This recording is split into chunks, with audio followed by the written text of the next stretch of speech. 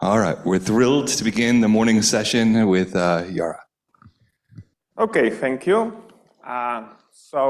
Today we continue the discussion of integrands in momentum twistor space, and then we get to the Amplituhedron, and hopefully for this Amplituhedron for IR finite amplitudes quantity.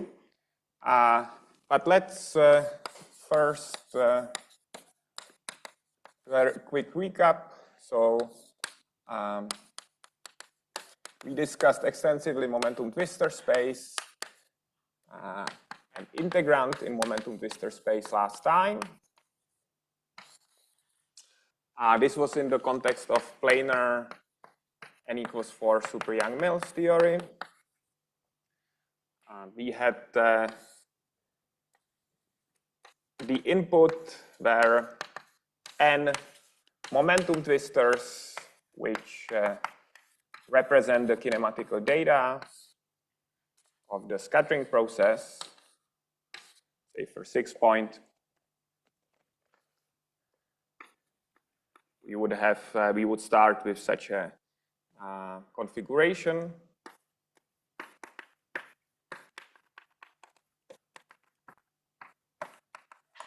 The momentum twistors are points in three-dimensional projective space. And then the loop momenta were represented by lines. So we have L lines, which we denote ABI. So line, which has some two arbitrary points on the line, but the loop momentum is really associated with the whole line, not with these points separately. And as I said, sometimes we will denote them as A, B, C, D, E, F, and so on in order to avoid indices. Now, the integrand of the scattering amplitude that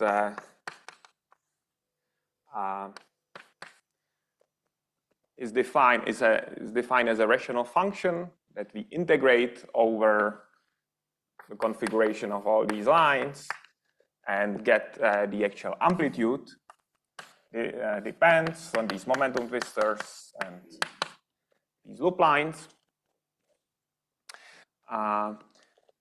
There is something I will mention later about the contour. So if you want to get the amplitude, we have to integrate L must be real, so which picks some contour in this AB space, in these configurations of all lines.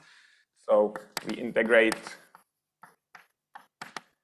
over configurations of these lines AB, but it's the physical contour, it's some special complex space, yeah, in these lines.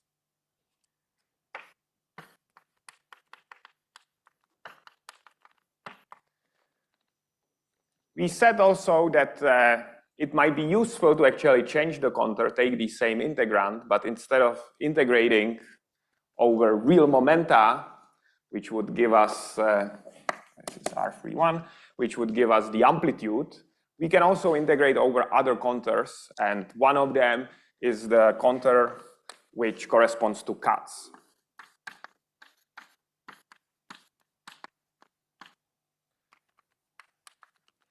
Which means that we encircle the poles. Yeah, so, in the denominator of the integrand. Now we gave examples of this integrand for various, even just like diagrams, not even the amplitude yet. So for example, if we have a box diagram in this momentum twistor space, this would correspond to the following rational function.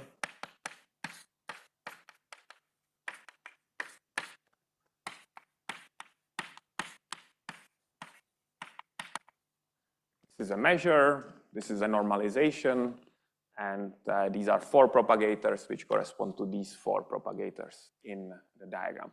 And this happens to be actually equal to the integrand for the one loop 4-point amplitudes. So this is the full answer, just by accident a little bit, yeah. But then we also gave an example of some two-loop diagram. Now this is not an amplitude anymore, so the actual amplitude has more contributions. And reading from the picture, we can actually write down directly all the factors in the denominator. And in this case, there is, again, no non-trivial numerator. There is just some constant normalization, which is given by the scaling. The integrands must be neutral, out the rescaling of the momentum twisters. And now there is measure for both of the lines. We have to integrate over configurations of these two lines, AB and CD. Okay.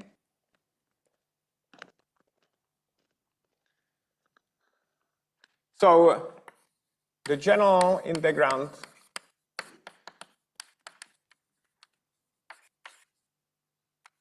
for the amplitude would have some complicated numerator, which would depend on all these momentum twisters. It would have the measure for all the lines, so for L lines at L loops, endpoint L loop.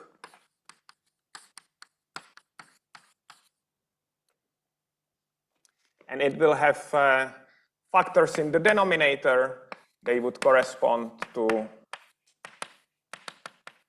these four brackets. A, B, I is the line. J, J plus 1 are these lines of connecting adjacent momentum twisters. These are the only physical poles. And then we can also have poles of the form ABI, ABJ. So we saw that pole already in this two-loop example. This ABCD is a bracket which corresponds to contracting two of the lines. Okay, so this is a general form of the integrand. So this is strictly for MHV. Yeah, you already heard about the MHV degrees before. For a higher K, there are also some Grassmann variables in the numerator, yeah, that were also discussed in the previous talks. Yeah, here for MHV, strictly speaking, we always kind of can factor out all the parts which don't depend on momentum twisters, only on the momentum twisters in front. So the real result is really the MHV tree-level amplitude times this integrand. But because this factor is universal, we normally don't write it, or it's not part of the discussion. It's always a constant factor, which is factored out. For a higher K, this is not true. So there are always some prefactors, yeah, we have to worry about. So then there is some kind of tree function, so-called leading singularity, times some integrand, which would be of that form. Yeah. And there would be different tree functions, so we would have to sum over that. But here we will discuss only the MHV case. So last week in Melissa's talk, everything was basically about tree-level amplitude. So it was about the higher K, that was important. The MHV tree-level amplitude is trivial from that point of view. But here we care about the loops. So we restrict ourselves to the MHV case. Oh. Okay. Then discussing now more the cuts. I already mentioned it last time. So let's go back to our simplest example of this integrand.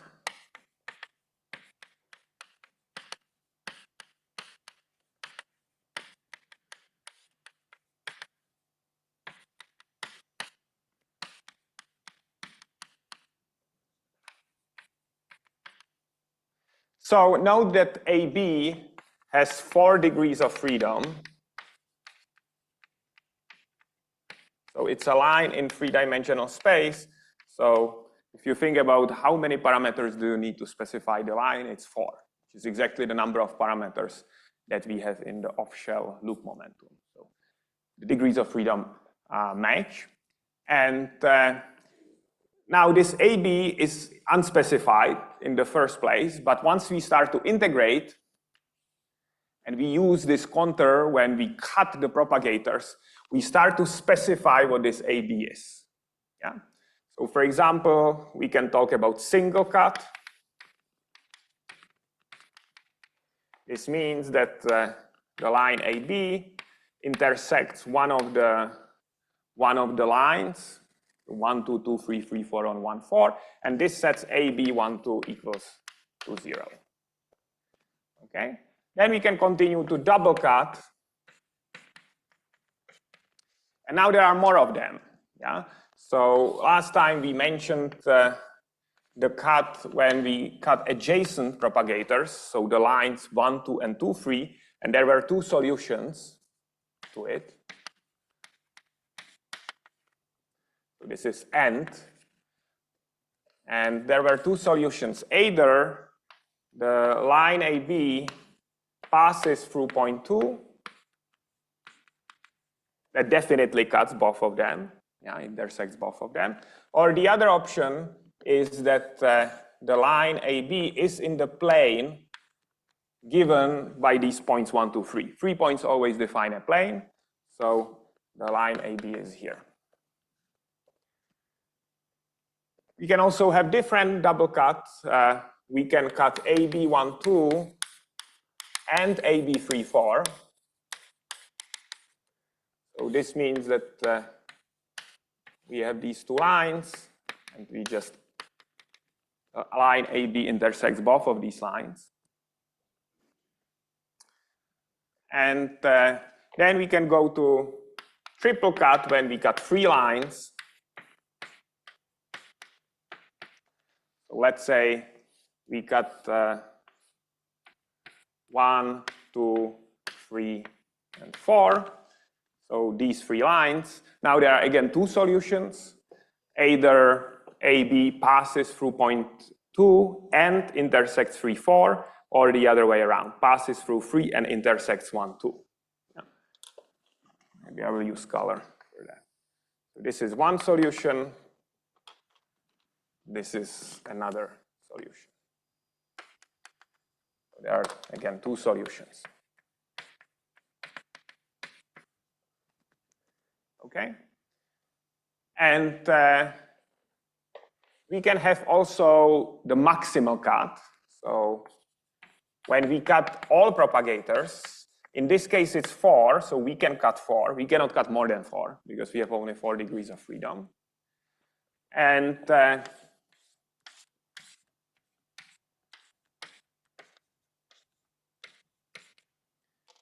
what do you think are there are again 2 solutions here. There are 2 ways how to cut 4 propagators. What do you think the solutions are in this geometry? So yeah, exactly. So you can either go from 2 to 4 or from 1 to 3. So these are 2 solutions. And now the line AB is completely specified. Yeah? It has 0 degrees of freedom left.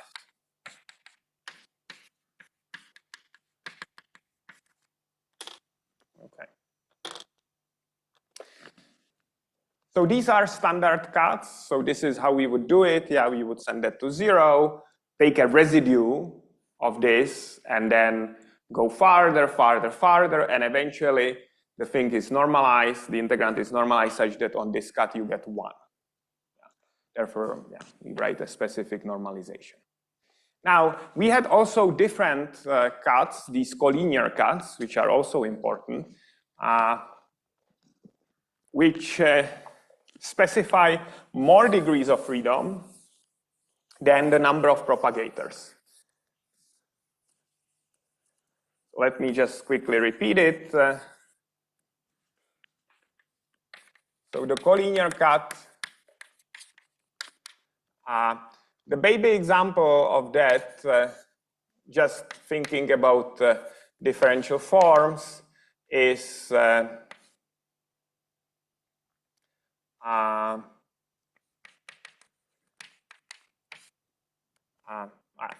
just take it as a, so if we have a form dx, this is a free form dy dz, then it has only two poles in the denominator. But once you take a residue, x is 0, we get dy dz over yz. So we kind of get access to two more poles instead of one more, despite we started only with two poles. Yeah. So this is exactly what happens with these collinear cuts. So we start by cutting, let's say, AB12 propagator, but then the AB23 factorizes into 2. We will then do it explicitly in the parametrization to see it explicitly, because there must be two factors here, because there were two solutions how to satisfy this double cut. So the first of them corresponded to this line AB passing through 2, and the other one was line AB being in the plane 1, 2, 3.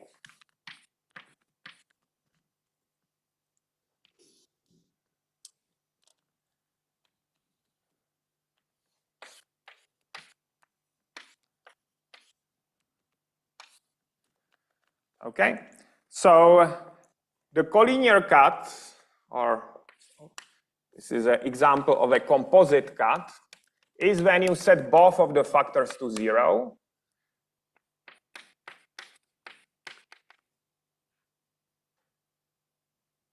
Both conditions at the same time. And then the configuration in the momentum twistor space is that the line passes through 2 and is in the plane 1, 2, 3. So passes through 2 plus in plane. And as we mentioned last time, if we translate it back to momentum space, this would correspond to a configuration of the loop momentum that is proportional to one of the external momenta, here the momentum P2. And this is exactly the cut, or this is exactly the configuration in the momentum twistor space or in the momentum space, which is responsible for IR divergences. Yeah. So non-zero residue on the collinear cut.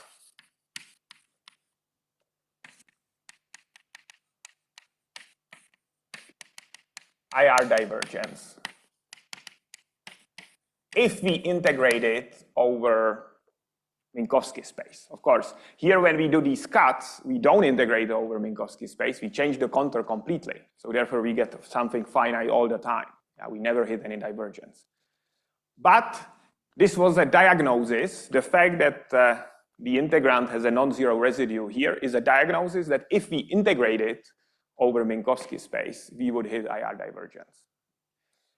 And this IR divergence is the collinear one. There is also soft, and the soft or soft collinear would correspond to further specifying the line AB. So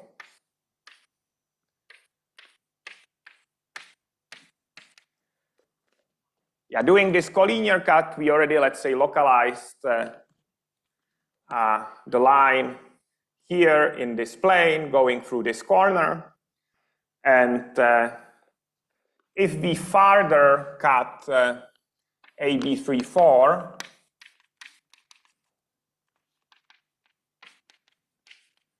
then the solution is that the line AB just becomes identified with the line 2, 3. Yeah? So then AB is equal to 2, 3. And this actually corresponds, if we go back into the diagram, this would correspond to sending this loop momentum to 0 in this edge. Yeah. So this is called soft collinear region, because it's both collinear with this, because L is proportional to P2, the coefficient is just 0 in front of that, and it's soft at the same time. Okay. So this is a soft collinear, and if we really cared about this one loop integral, the collinear divergence itself would only generate something which is proportional to 1 over epsilon in dimensional regularization. This is why we are kind of not integrating here, but if we did, and this would then further go as 1 over epsilon square. So this is a stronger divergence. So if the integrand has this singularity, has this residue, then it's even more divergent than if it had only this one. There is also just soft divergence without the appearance on collinear, but it's more complicated. Let me not go into it. But also, you can understand it from cuts. So anyway, so here the important thing I wanted to say is that studying the cuts of loop integrands tell us about the properties of the integrated answer. This was just an example, the IR divergence and the detection of the IR divergence, which is a relatively simple operation at the level of integrand, just taking some residues. Okay, so that's a good place to ask if you have any questions. Yes?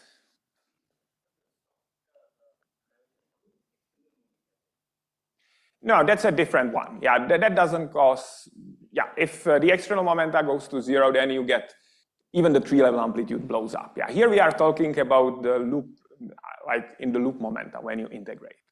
Yeah, so we are keeping the external momenta fixed. We are not specializing them. They are generic. And we are integrating over loop momenta. And that can cause a divergence. It can cause a collinear divergence. It can cause a soft, and it can cause also a soft collinear. Yeah. So the soft divergence means that we are approaching this kinematical region when L is 0 without going first to a region when L is proportional to one of the external momenta. So this doesn't happen in Yang-Mills theory, but for example, it does happen in gravity. Yeah. So they have soft divergence, but not the collinear. Yeah. But when we will later care about IR finite quantities, we don't even have to go to soft collinear. Even the collinear itself is bad enough, because that's already IR divergence. Yeah. So it's just the degree of divergence which distinguishes between them. Okay, good. Any more questions? All right, so let me now give some examples of IR finite integrals. Yeah, so knowing this connection between cuts and divergences, how we would construct something finite. Yeah, so it's obvious that there is nothing we can do with the box integral, because the box integral, if we keep this dual conformal symmetry, yeah, last time we also discussed these infinity twisters and which break it, we get triangles and so on. If we allow that, we have more options. So let me not discuss them, but if we keep the dual conformal symmetry, which means everything only depends on AB and the Z's, for box integral there is nothing to do. We have 4 propagators, and just the scaling doesn't allow us to write any numerator. And these collinear regions are present. You can see it from the diagram. You can see it from the propagators. And there is nothing which can be done about it. So the box integral is just divergent and has both the collinear and the soft collinear divergence. Yeah. So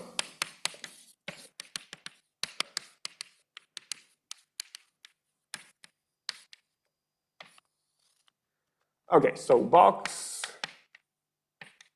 just divergent without any hope. So we are now at one loop only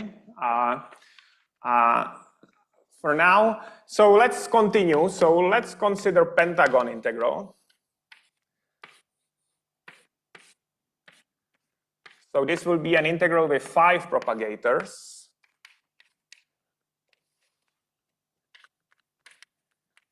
So we can immediately write down the denominator.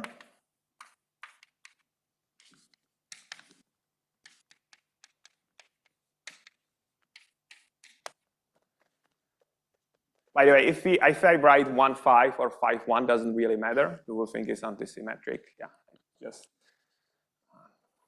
kind of convention to write this, but we can also write 5, 1. Okay, but now you see that there are 5 factors in the denominator. The measure eats up 4 of them, so there is a numerator which is linear in the line AB, and also depends on the other z's. Yeah? So there is something we can write in the numerator now.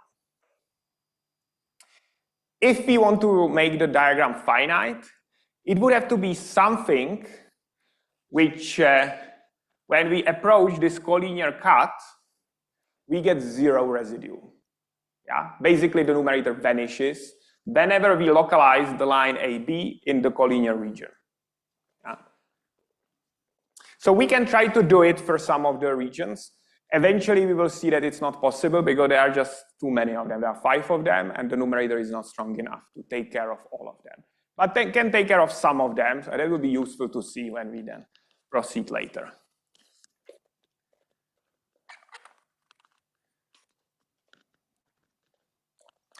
So let me just write some numerator, and then we will see what it does and how it helps. Now, this is exactly the place when the momentum twisters are extremely useful, because it's very easy to write these objects and understand what they are doing. We could, in principle, do it in momentum space, but as you will see, the momenta that we would have to write in the numerator would be complex and kind of more complicated and very unnatural from just momentum point of view. But in the momentum twisters, everything is extremely natural. Okay, so I have to just redraw the thing here. So let me write following numerator.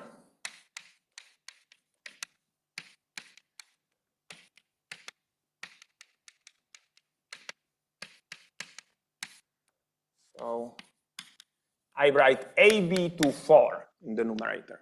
Yeah. So sometimes connected as a kind of dashed line. It's connecting these 2 points. So this is not one of the propagators. The propagators have adjacent labels, and this does not have adjacent labels. And just because of the weights, I have to also write some 4 brackets which eat up the weights in the z's. But they will obviously not participate in any cancellations. They are just constant. So this one, this one. Okay. So let's look at these collinear regions. So let's look at the region, the first region around the corner 2. So collinear region, I will denote it 1, 2, 3, and it's around 2. So it's when the line AB passes through Z2, and it's in the plane 1, 2, 3. So this is a kind of short notation for that. That's the one that we discussed before, exactly.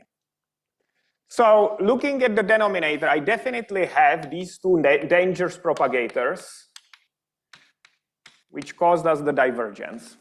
But at the same time, I have a numerator, so kind of I ignore the rest of the integral because that will not participate in this analysis. But now the numerator, if I approach this region with AB, actually vanishes. Yeah? Because whenever AB passes through point 2, it's 0, yeah? Because there is 2, 4 in the numerator. Yeah.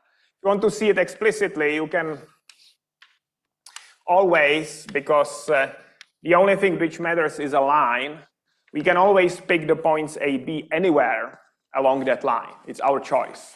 Yeah.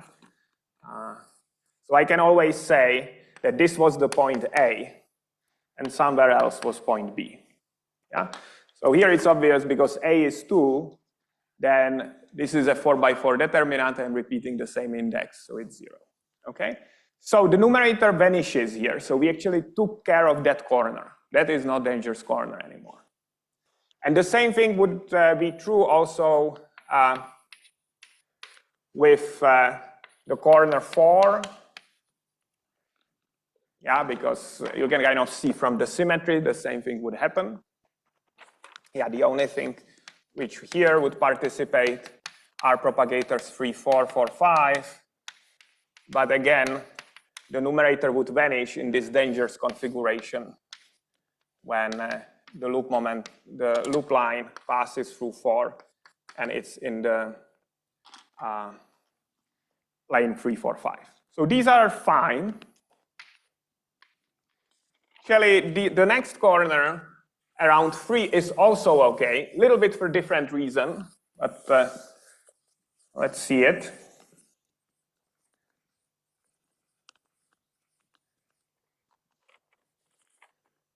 So now the collinear corner 2, 3, 4. So this is a configuration, and the line AB passes through 3, and is in the plane 2, 3, 4. Now the relevant, so we have the same numerator, of course. Now the relevant propagators are 2, 3, and 3, 4.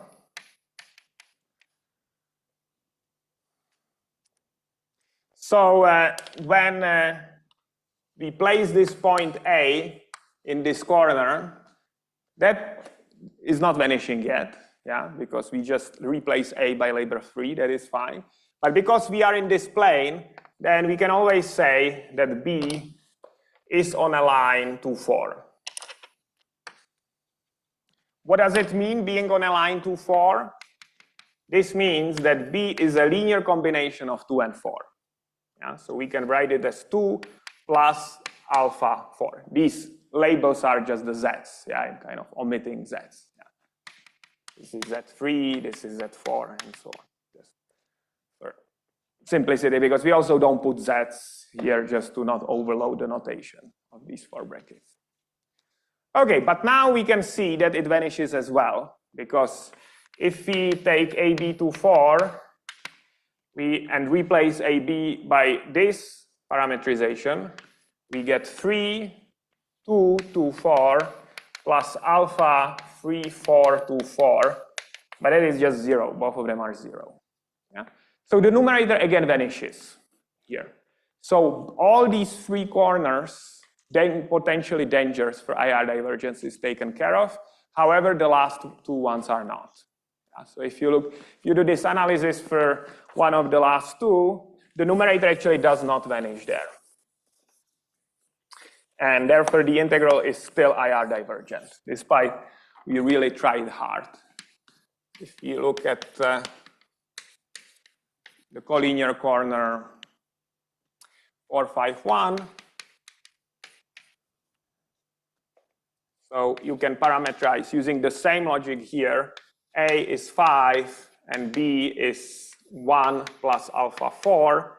And then we evaluate AB to 4. That's the only thing we have in the numerator. Placing the A and B here, we just get 5, 1, 2, 4. And this is non-zero. There's no reason why this should vanish. It doesn't vanish. Yes?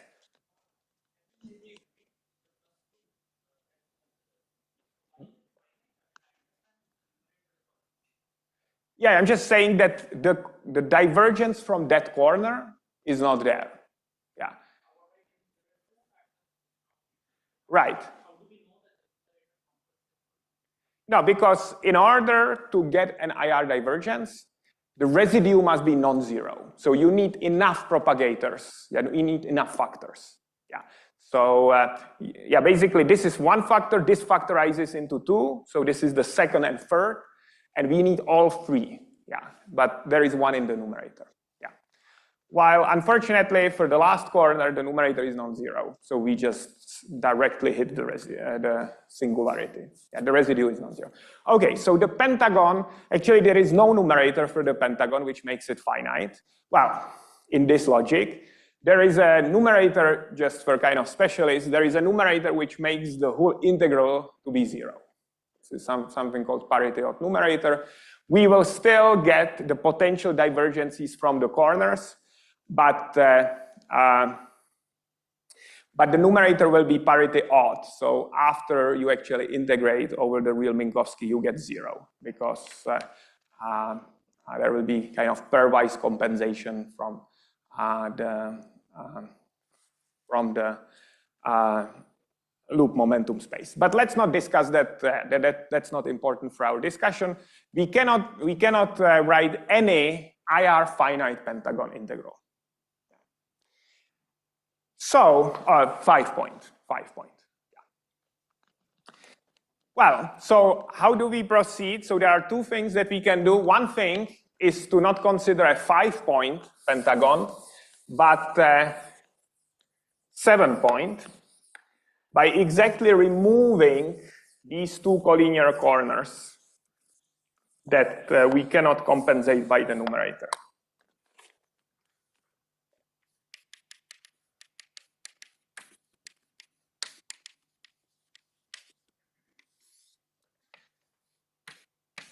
So we can actually put 2 of the legs in each corner, not 1.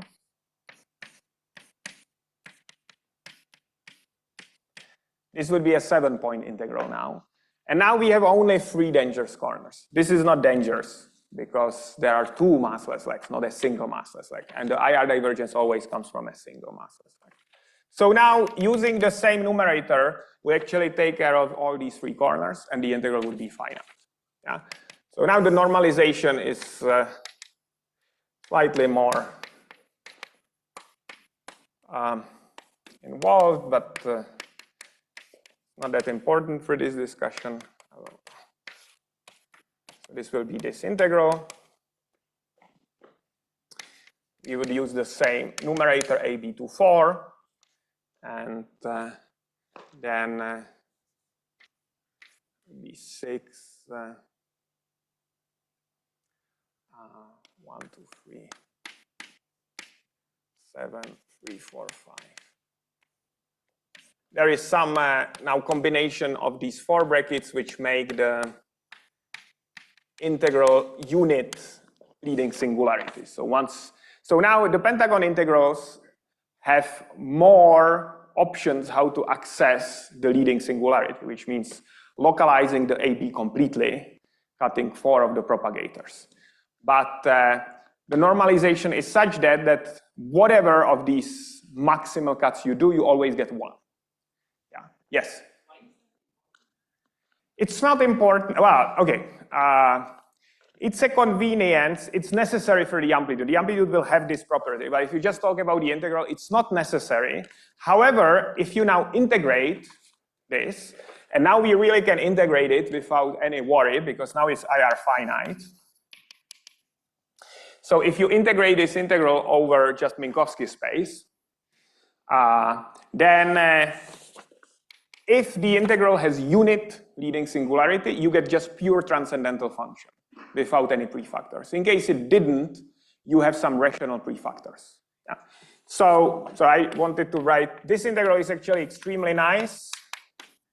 The result of that is just combination of 2 dialogues, 1 log-log. It depends on 2 cross ratios. These cross ratios are just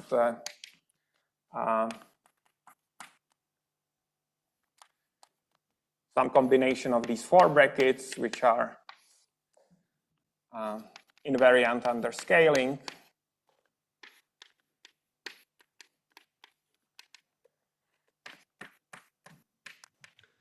Jaroslav? Yes. Could it be that the arguments of dialogues is 1 minus u and 1 minus v? Could be. I actually copied it from one of our papers when it was like that, but I'm not. Okay, maybe log 1 minus u. Let me put question mark here. Yeah. Okay. Modulo 1 minus u, 1 minus v. Yeah, it's the dialogue, you mean. Okay, yeah, anyway, as I said, yeah, it's possible that I made a mistake. Yeah, I think you are right. Yeah, I also remember this formula. I think about it now. Okay, so now this is if some of you have done one loop integrals, this is a very nice function. Yeah, because it's a simple combination of dialogue of 2 cross ratios. It's at the integrand level, it looks like a relatively complicated integral, pentagon with some numerator, but the numerator is chosen so carefully that it kills these IR divergences, so it's finite. And it does a little bit more things. This is an example of so-called chiral pentagon. So it has some very nice properties. Now you can ask the question, why don't I use some decomposition at the integrand level in terms of simpler integrals? Yeah? Why don't I take the pentagon and break it in a combination of box integrals, which is something which can be done. However, if you do it, then each box integral is divergent, IR divergent term by term, and only this combination is finite. So this leads us to a perspective that it's often good to consider bigger integrals, pentagons and also hexagons, and which have more propagators, but have very nice numerators, which then make the integrals actually simple in the end. Okay, I wanted to also give an example of the, so this is 7-point. There is actually one 6-point finite integral, which is not a pentagon, but hexagon, which has 2 factors in the numerator. So let me just go quickly over it, that we don't spend much time. But if you want it at 6-point something finite, you have to actually consider a hexagon. And this hexagon has now many of these collinear corners, 6 of these collinear corners, but you have 2 factors in the numerator which can take care of that. And we already saw that this numerator took care of 3 of the corners, so we just consider 2 of them. One which takes care of these 3, and one which takes care of these 3. So there would be one AB1, 3, AB4, 6. There will be some normalization, and then there are factors in the denominator you can read off. So let me not write them. And this integral is also finite. It's some simple combination of dialogues. There are 3 cross ratios. And it's 1 minus u here as well. Yes, I think Johannes is right. It should be 1 minus. And then there are some logs and some constant factors. So just to save time, let me not write the cross ratios, but they are similar to that, just for 6-point. People heard about it before. These are UVW cross ratios that we use. Okay.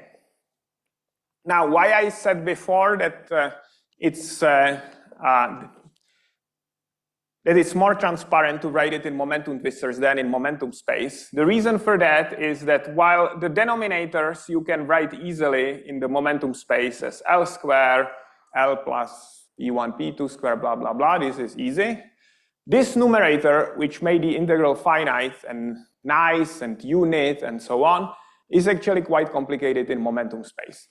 Well, complicated in a sense that if you translate it, this AB24 would be of a form of L minus L star square.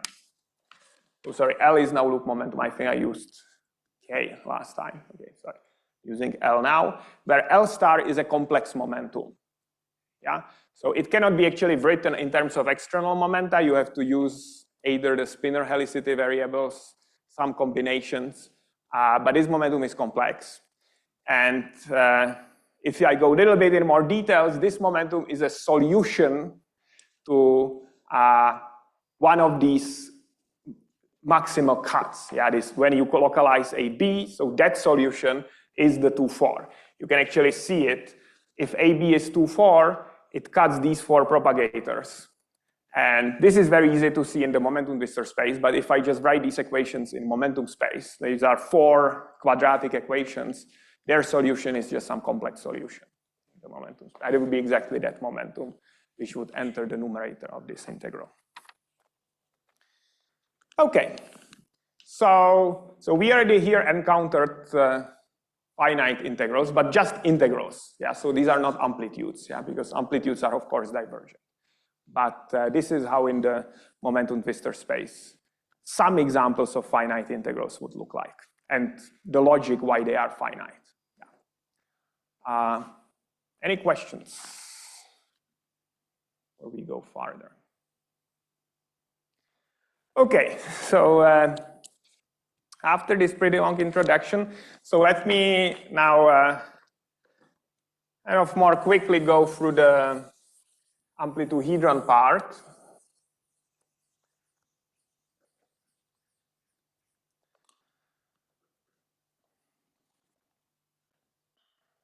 So what is, so one loop Amplituhedron.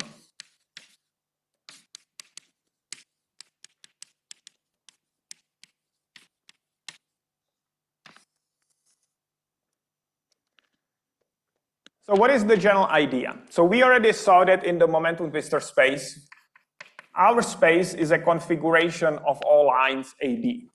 Yeah? So this is our configuration space. And the logic is define this space. So how the AB is bounded. Yeah? So we would like to find some conditions, some geometry of these lines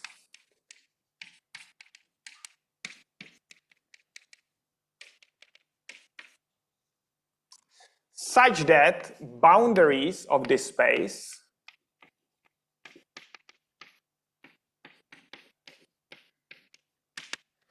are singularities of the integrand. So these are these cuts that we discussed before. Yeah?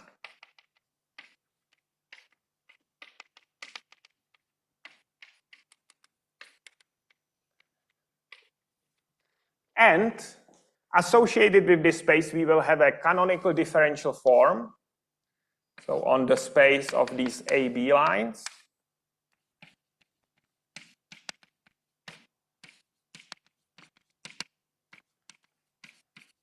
And this will give us, or will be equal to this loop integrand.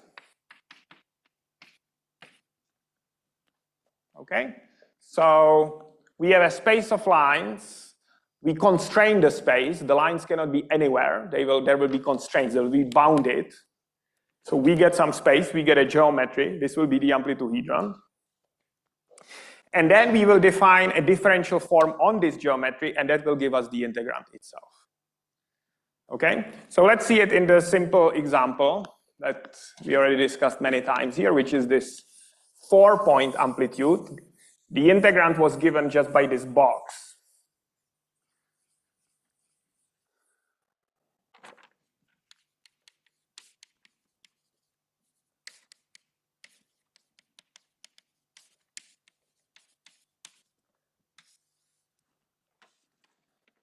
So the geometry of these lines is following. So we impose following conditions on the lines.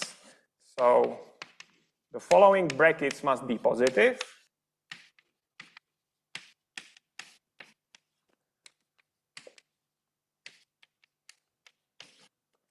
And also there will be an extra bracket AB13 and AB24, which will be negative. So we basically specified signs of all possible brackets involving AB that we can write down. Okay, so this cuts out, so the AB, you can think of AB moving around anywhere, but we now cut the space by these inequalities. That AB cannot be anywhere. AB can only be in configurations in places when it satisfies all these inequalities. Let's see it more explicitly, and that we do, for that we need to parameterize. Yeah? So let's parameterize AB. So we can write A, point A. So if you just think about it, we have this line AB, but A and B are arbitrary, so we can choose them to be the intersection of the line with some plane. Yeah, because they are arbitrary, so we can just take this line in three-dimensional space, intersect it with two different planes, and then define points. And these planes will be planes given by three of the external twistors Z. So let's say Z1, Z2, and Z4. and this plane will be Z2, Z3, and Z4.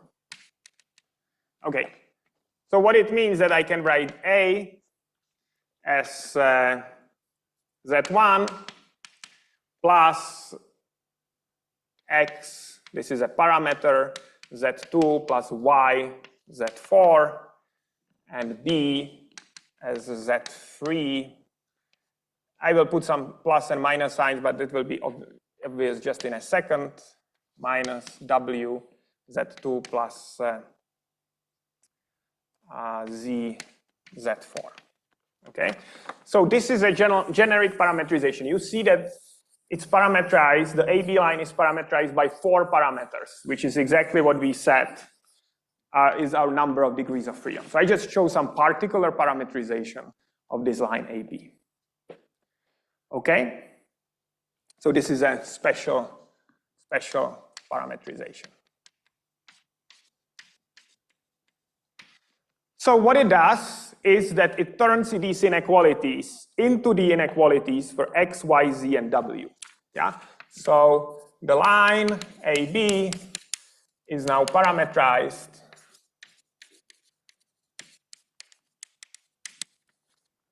by X, Y, Z, W, 4 parameters.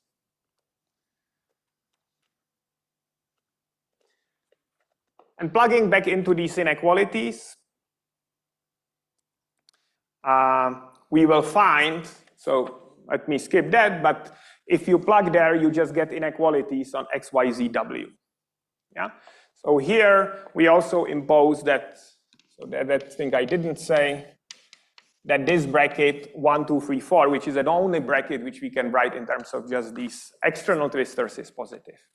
Once we plug back into these inequalities, we get that X is positive, Y is positive, Z is positive, and W is positive. So our configuration space for the line AB, this is the space. Is a very simple space. Yeah? The 4 parameters parameterizing AB are just all positive. Yes? Why I wrote down this? This is a definition of the space. I'm just saying, I'm defining the space of AB lines by these inequalities. Well, this is the choice, this is the definition of the amplituhedron, and then the boundaries of this space are cuts of the amplitude, and the differential form on this space is the integrand. Yeah. So if I made some other choice, I would get some other space with other form, something else. Yeah. So you can say like how you figure out that it's exactly these inequalities. Yeah. Well, anyway, there is no canonical way how to arrive them other than you guess or you try or you inherit from some other information. Yeah. Here I'm just defining it. Yeah. So this is a definition.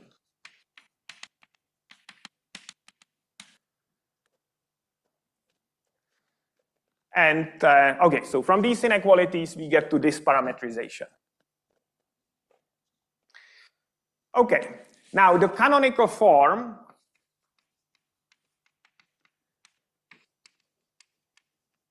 that we would like to associate with that is the form which has a following property. So we are in this configuration space.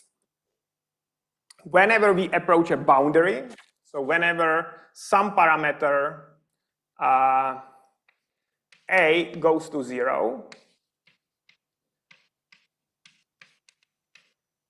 approaching the boundary,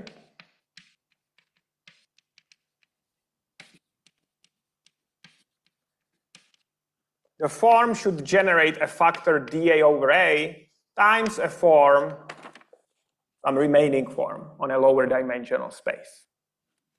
Okay?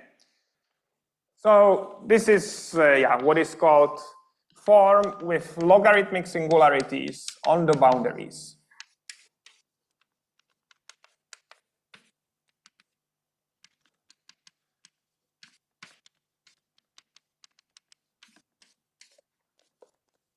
So this is our choice. We define the canonical form in this way. Yeah? And the choice is done such that it exactly matches the properties of the amplitude or the integrand in planar n equals 4 superangles. But it's also very natural from kind of mathematical perspective because, Now, if we now apply it to our space, we get a very simple form. Yeah? So this form for the one-loop amplituhedron should generate, so this is a definition of arbitrary space, but applying for our case, the form is very simple. It's just dx over x, dy over y, dz over z, dw over w.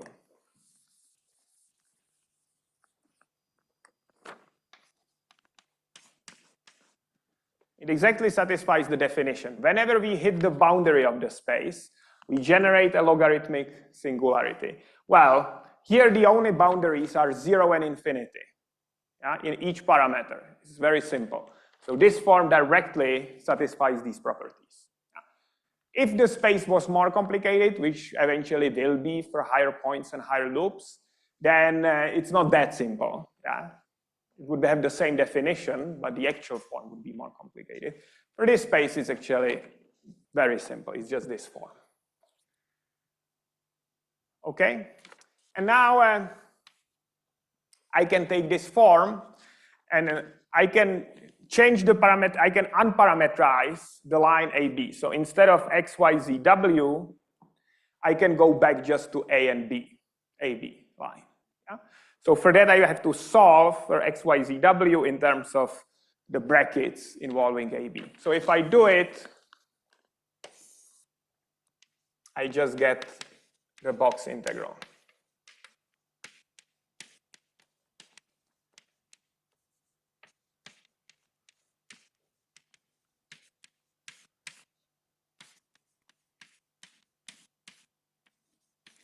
Okay, so here let me say something about the measure. So I wrote down the measure yesterday.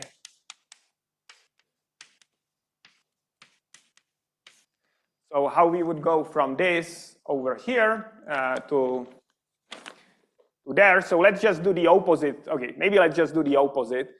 Going from here to here. Yeah, let's just see that these things are equivalent. So the A, the parameters here are x and y. This would be a two form. So this bracket becomes AB, 2 for dx dy. And this thing will becomes AB, 2 for, with some minus sign, dw dz. There is a dA, so there will be dx. Wedging, I can only wedge with dy after I hit it with the derivative. And the two slots here will be filled by 2, 4, well, and the remaining are just AB. Okay? So this is how to go from these differentials here to differentials over there. And yeah, and once I plug back for all these brackets, for example, AB24 in this parameterization is just 1 or 1, 2, 3, 4, the constant bracket, because these things are irrelevant.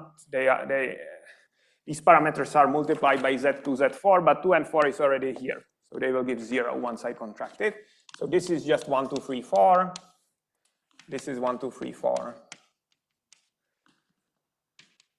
AB14. So 1 and 4 are irrelevant. So the only remaining thing is 2 and 3 that I can have. Yeah. That would survive this contraction. And this has a parameter x. So this will be x times that. And similar for all the other propagators. Each of them just give one of the parameters. Yeah. So we would just reconstruct that. So this is the same as that for this parametrization.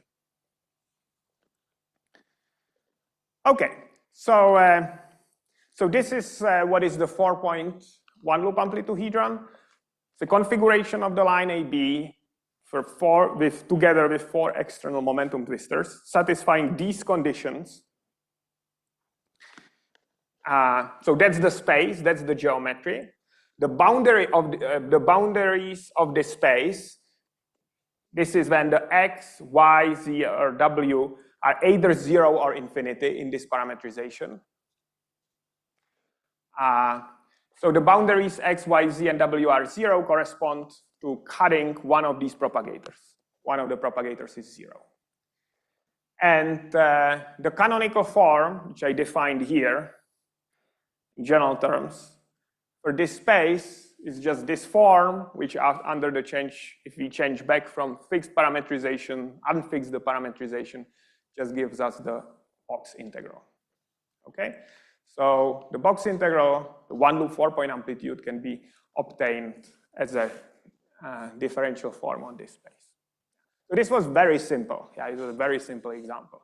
Of course, this will be true in general when the amplitudes are not simple. Now, one thing I want to emphasize is that if I give you this form and ask you to calculate amplitude, you are still missing some information. You are missing information about the contour.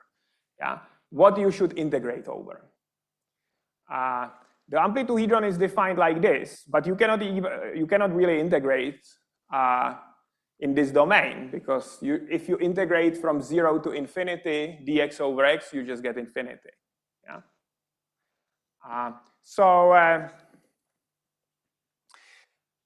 The contour, in order to get the physical amplitude, is a real Minkowski contour, which is it's a different space than this one. So the amplituhedron space is not the real momentum space. These are different. The amplituhedron space is used to define the differential form, but if you want to integrate it to get an amplitude, we have to use a completely different space somewhere else. Yeah? But this different space does not have these boundaries associated with poles in the denominator, yeah? Because this is just full Minkowski space. Yeah? Its boundaries are just 0 and infinity to all components of loop momenta. Yeah? These propagators don't play any role there. They are just some random points inside. Yeah? So it's just this distinction. Yeah? There are kind of two spaces. One is there to define the integrand. That's the amplituhedron, that's this space. And if you want to get amplitude, we have to integrate over a completely different space somewhere else. Yeah? Of course, in this case, we also get divergence, because we know that the amplitude is also IR divergent. But if you kind of want to count the divergences, we get this 1 over epsilon square. If we do some sort of regularization of that, despite it cannot be Dirac because we strictly live in 4 dimensions here, we would get but in this analogy, 1 over epsilon to the 4, because each of the parameter just blows up. Yeah. Let's say we regulate it, instead of integrating from 0 to infinity, you would integrate from epsilon to infinity or something like that. Yes? Yeah. No, it's known in general. Yeah, but these are some quadratic conditions. It doesn't look pretty. Yeah, and also the x, y, z, w are complex for this case. Here they are real. Yeah, for the amplituhedron. Yeah, for this Minkowski space, they are complex. They kind of slice some surface in 8-dimensional complex space.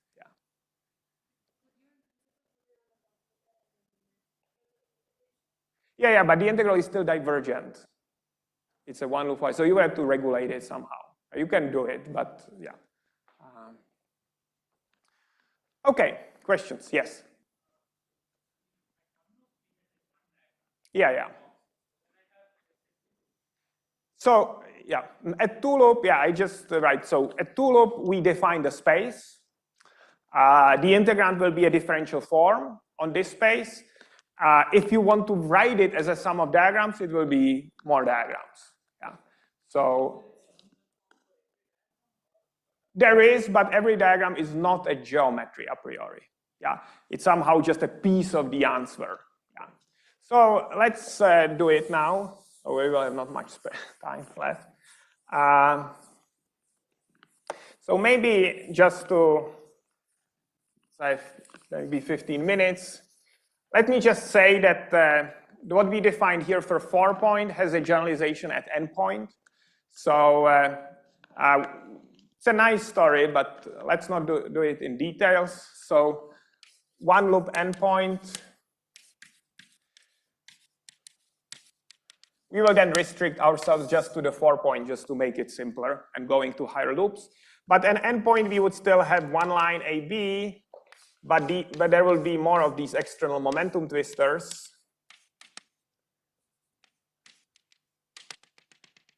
And there will be, again, inequalities of this AB.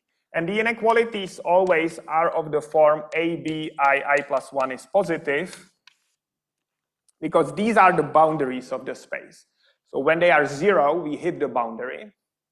These are the things which are in the denominator of the differential form. But there will be also some additional inequalities that you have to impose, but they are not boundaries. So if you have a little bit of experience with polytopes, then for polytopes, you only need to specify boundaries. You are basically kind of chopping the space with using some like planes, which chop, let's say, some polyhedron. This is not like that, because in addition to boundaries that are enough to define the polytop, we have additional conditions, which are not boundaries, but we have to specify them to define the geometry. And there will be some additional things which corresponds to some sign flips. Paul Heslop mentioned them also yesterday, and I don't know, maybe Lauren also, I'm sure, mentioned them in the context of tree level, but here we are for loops. So you consider some sequence of brackets of that form, and you are demanding that there are certain sign flips. So some of them are positive, some of them are negative, such that when you flip the sign from positive to negative, there can be only 2 of these flips. Yeah. So if you have a sequence AB12, AB13, AB14, AB15, let's say, for 5-point, these guys must be positive because this is a part of this condition. And now you have to flip the sign twice. So you can either put both of them negative, or this one is negative, this one is positive, or the other way around. It cannot be all positive because there will be no sign flip. So 2 sign flips.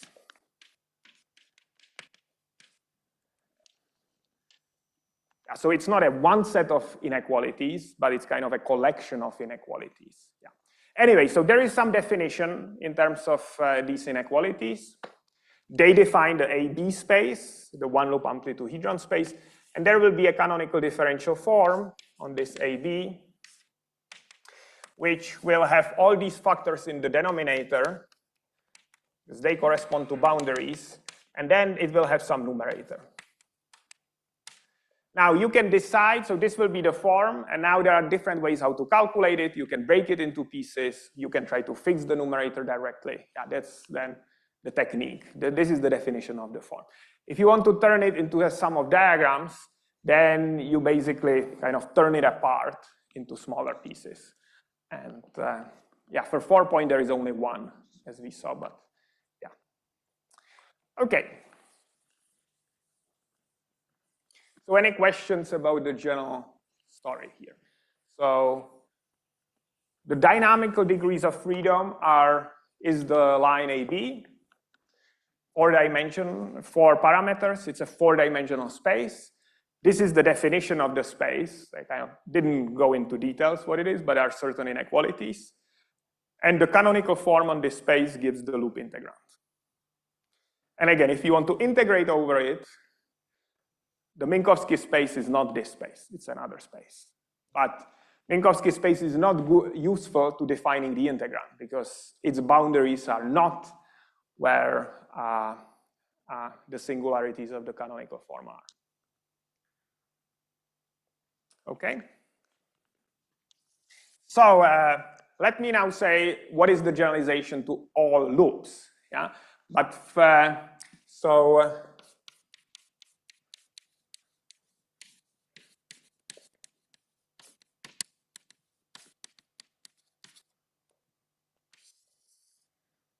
So we have a collection of lines ABI, yeah, each for one of the, from 1 to L. Each of them lives separately in the one-loop amplituhedron. So each of them subject to one-loop amplituhedron conditions. So this already restricts what the line AB is. Yeah, it restricts its configuration space. But this is not enough. If it was just this, we have just collection of L lines. Each of them lives in this one loop geometry. And if we have L of them, we would just get one loop to the L. And the canonical form would be just L copies of one loop.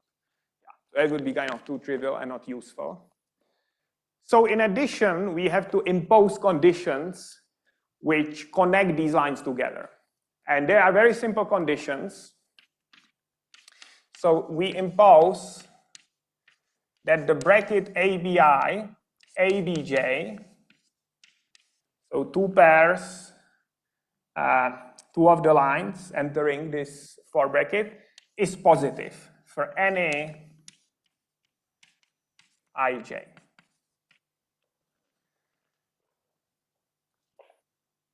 You see, as we saw before, these factors are boundaries of the space because they also show up in the denominator of the form. So if you think about these lines kind of flying around, whenever they intersect each other, which is when this thing is 0, this is a codimension 1 boundary of the space. Yeah, they can then intersect some other lines as well and so on, go to higher and higher boundaries. Okay, but this is the full definition. Yeah, this is the only thing which is needed. Each of the lines satisfies these conditions at 4 points. That was the list that I wrote over there. And in addition, any pair satisfies these conditions. So in the end, the geometry is given by some set of inequalities. These inequalities are relatively simple and kind of completely understood what to do with them because they are just linear in the AB. Yeah, they just impose some linear conditions on these parameters. These conditions are harder because they are quadratic. Yeah? They are not quadratic in each parameter, they are multilinear.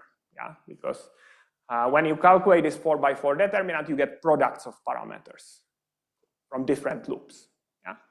And you have many of them if you go to high L.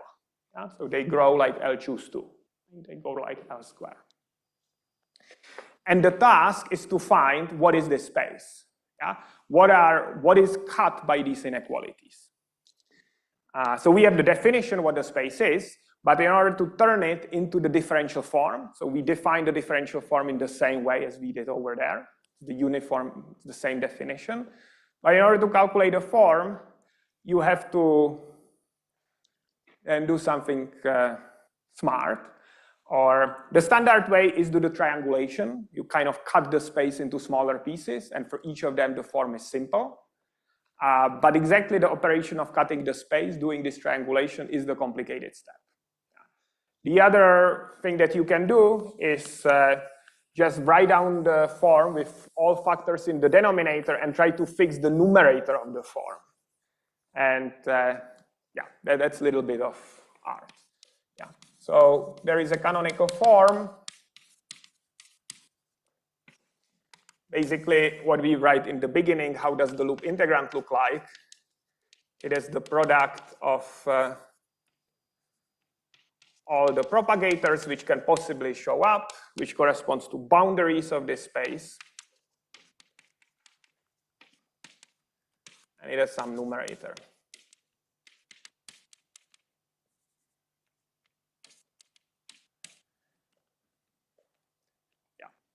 And this is how the space is defined. And yeah, there can be different computational techniques how to calculate the form. And the form is the L-loop integrand. Yeah.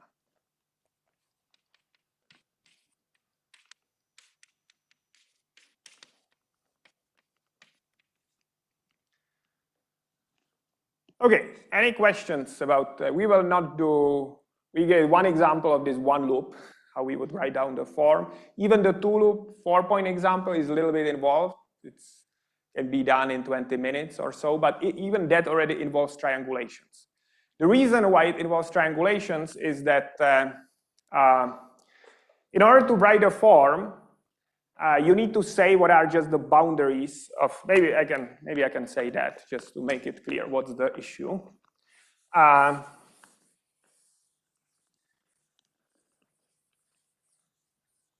So maybe you saw it already in the discussions last week on the positive geometry, but in the end, we can turn the problem into some config parameter space. So we have inequalities in the parameters.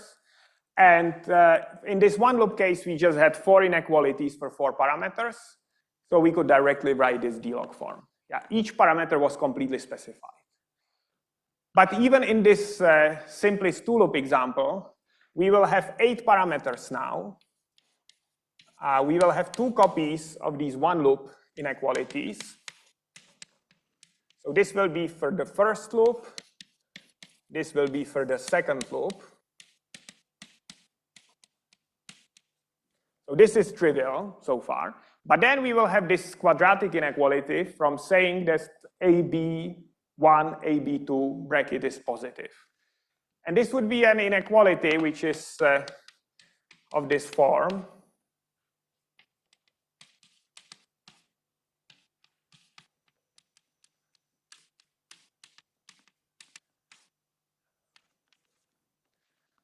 Okay, and that mixes all the parameters together. It's the 9th inequality for just 8 parameters. And we have to resolve it. Yeah, so we have to write for these 8 parameters boundaries that the x goes from A to B. Yeah, it has these boundaries. Yeah? Because once we have some parameter x, saying that x is between A and B, it's easy to write this differential form. Actually, I can write it here directly. It has 2 poles in the denominator, x minus A, x minus B. It has a singularity whenever it hits one of the boundaries. And then there is some normalization in the numerator, which gives 1, the residue. But the problem here is that this is not given in that form, because this just mixes all parameters. So you have to kind of resolve this inequality by basically triangulating, saying, listing all possible cases that can happen. So one case that can be is that x1 is bigger than x2, z1 is bigger than z2, w1 is bigger than w2, and then this inequality is an inequality between z1 and z2. But that's only first option. The other option is that the signs were opposite, and so on. So in the end, you get kind of 8 different options, and that's exactly what this triangulation is. You triangulate it, you resolve this inequality. Yeah. So this is what the mathematical problem, the mathematical challenge of doing these inequalities is. And then you have just more of them. Yeah, this was 1. By going to L loops, you have L choose 2. Okay. So any questions about this general story? Yes?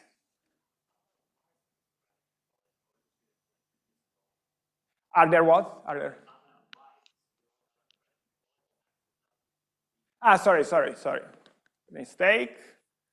Was Y here. Yeah. Sorry, otherwise it would be trivial. You just factor it out. Yeah. But they are all of this form. So at least you have many of them, but they don't become more complicated. Yeah, they have just the same structure. There are just many of them. Yes.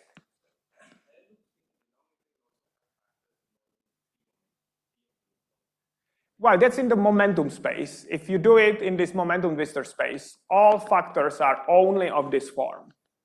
Yeah, because you can see it in the diagram. Like all these propagators are just between 2 of the edges, which are boundaries of 2 of the faces. Yeah. You cannot have a propagator. The propagator, by definition, is where 2 faces meet. Yeah, you cannot have 3 faces meeting at an edge. Yeah, then it would be not a diagram. It would be kind of a three-dimensional thing. Yeah, but that's not diagrams that we have. So all of the propagators are just of this form. If you do it in just loop momentum space, then of course you can have L1, L2, L3, L4, and so on. But that doesn't use the planarity effect. Yeah. This is all for planar. Yeah, everything is for planar. Yeah. For non-planar, you cannot do it. You don't have these spaces. So you cannot use the momentum twisters in the first place. Okay. Any questions about the general story here? Yeah. So there is a definition of the space to any number of loops. The subtle or the hard part is to write down the form, yeah, which is a mathematical problem. Now, this is substantially different from how we would define the amplitude using the standard methods, Feynman diagrams or unitarity methods. So you would say that the amplitude is a sum of diagrams, and you have to kind of draw the diagrams. Here we know what the definition is. It's differential form on this space. It's not written as a sum of some pieces. It's one thing. But of course, the hard part is somehow there. You just translate it to a different corner of what you do, and it's translated into finding this differential form. Yeah.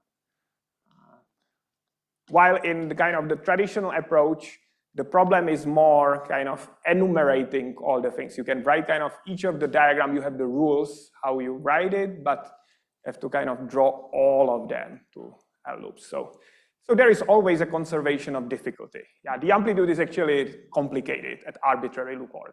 Yeah, you cannot, unless there is some super magic simplification in the end and the amplitude is 0 or something like that. Yeah, but this is suitable for, I would say, attacking the problem from the mathematical perspective. Yeah, because we gave the definition and now it turns into a math problem. Okay, so yeah, JJ didn't turn on the clock here on this. So let me just say a few words about what was the title of the lectures.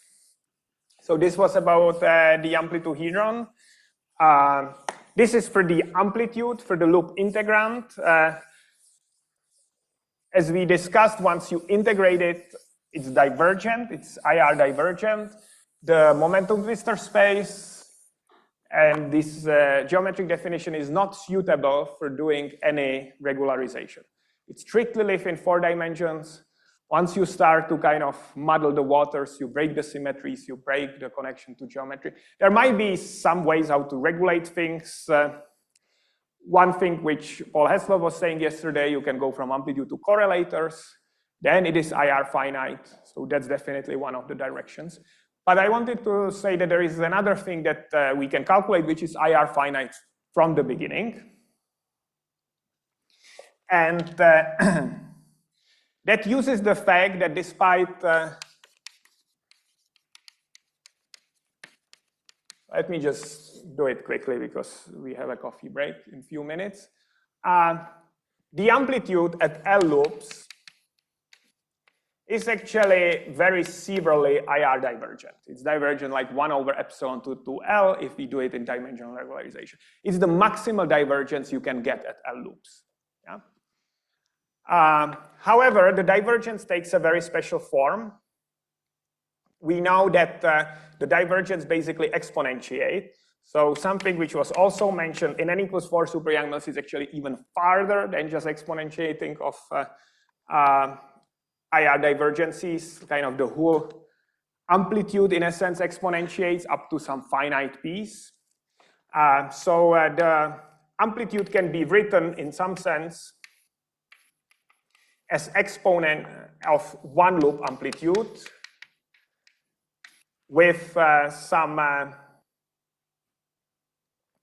unknown functions of coupling.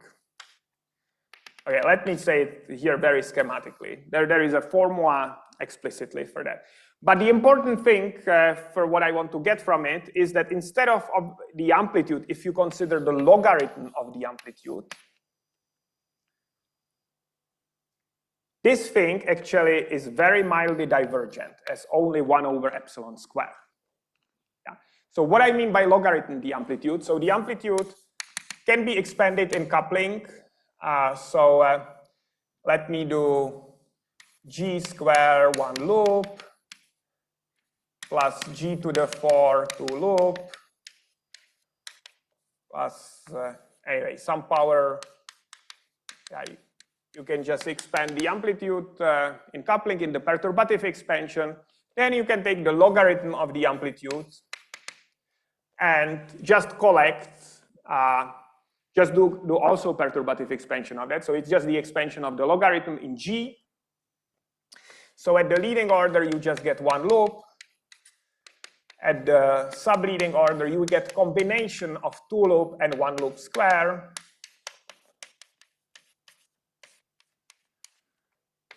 And so on. Here you get 3 loop minus 2 loop, 1 loop plus 1/3, 1 loop cube, and so on. Okay, so this is just a reorganization of the series. So instead of perturbative expansion of the amplitude, I have a perturbative expansion of the log. It has, of course, always starts with the highest loop order, but then it's a combination of lower loop orders. And here, all these combinations are only 1/epsilon² divergent. Yeah, so each of the pieces is 1 over, in this free loop case, 1/epsilon⁶, maximally divergent, but the combination is only as this divergence.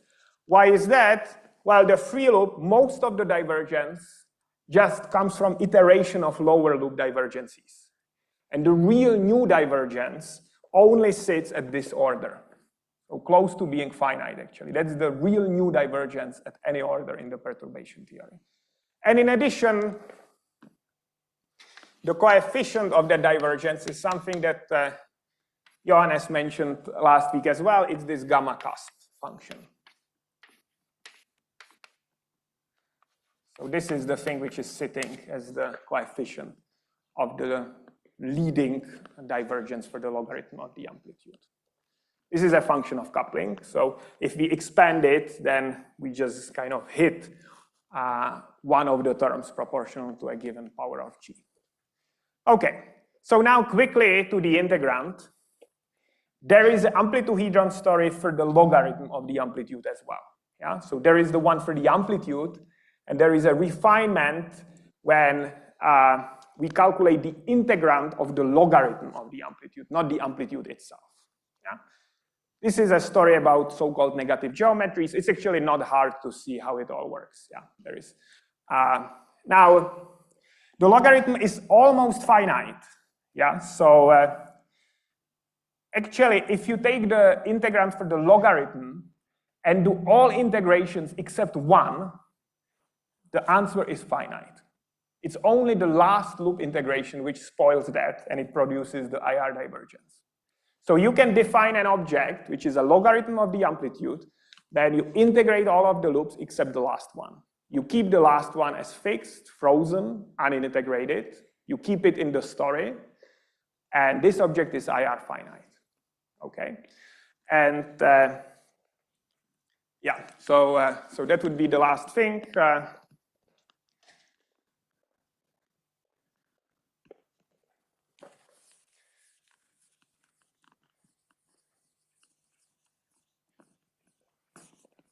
So this is how to arrive on it purely from the amplitude's point of view. So it's the logarithm of the amplitude integrand for it. So this can be also written as some integrand tilde for the logarithm. So this is at L loops. Of course, we don't have an integrand to like non-perturbative integrand. The integrand depends on certain number of loop momenta. So, 2 minutes, yeah, it's plenty of time, yeah. And so this is the integrand. And if we integrate over L minus 1 loop momenta,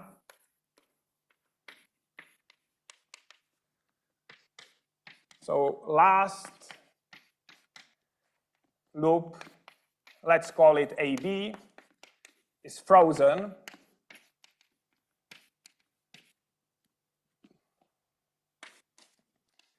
This leads to some IR finite object. And this IR finite object, actually for 4-point, only depends on a single variable.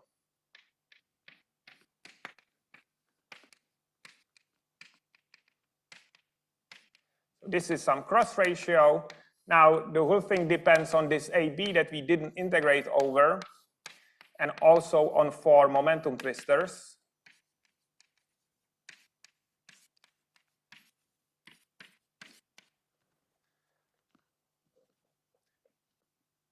But this is some transcendental functions at each loop order, which depends on a single parameter.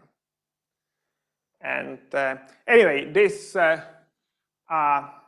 Amplituhedron definition for it provides a very natural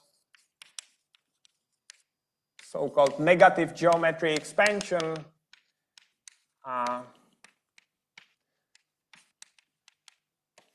to approximate and calculate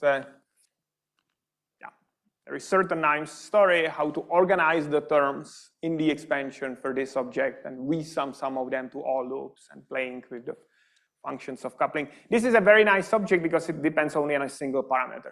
As we saw before, even these simple integrals, this pentagon integral, hexagon, it already depends on several cross ratios. Yeah. And if you go to higher loops, the problem with more cross ratio, the complexity of the result grows. Here it's just a function of single parameter. So it's a great playground for playing with the functions. And it also naturally comes from this Amplituhedron picture, not for the amplitude itself, but for this logarithm of the amplitude that can be also defined as a derivative of it.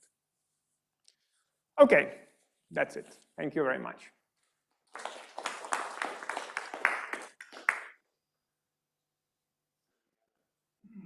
We had a number of nice questions during the talk. Why don't we take the rest of the questions during the coffee break? Right. We'll be starting back up at 11, is it?